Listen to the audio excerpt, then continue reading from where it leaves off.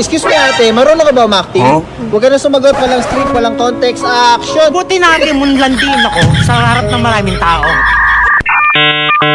Alam kong gusto mo ko. Hindi ko nga po kayo kalalay. Tingnan mo. Ayan. Ayun ang gwapo ko. Kaya ito yung best friend mo, yun ang kalandian ko rin yan. Sa pangit niyan, birthday mo pa. Pinagtsatsagaan ko na nga lang eh. Tubol! Kasi hindi rin ako papadol dyan. Alam mo, kinukato ka mo nga to. Ayun ang kinukato ka mo. Hindi ko po kayo kilala. Uy, sa ganda kong to, papadol ako sa'yo. Oh, wait lang. Ikaw, tangina. Sino ka ba dito? Ang lasa ko ng sipa! Boyfriend ako na ito, taas na lamang ko, nilalandi. Nilalandi mo siya?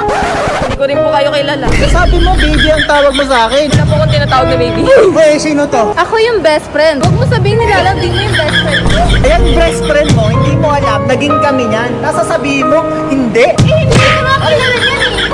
Tubol! Ay, hindi nga kita kilala, di ba? Lintik kayo. Wala naman sa script, yung ba't nakisabunod ko? Ba't ito sumali? Nabunutan mo ako, minahal mo naman ako, di ba? Tapos sasaktan mo lang ako, ang lakas ng loob mo.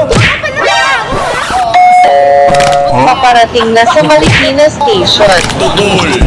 Ginawa kong lormat ako. Lintik kayo! Hindi kayo nasarapan sa akin? Salitang kikiam ko? Kapag mukha mo, no?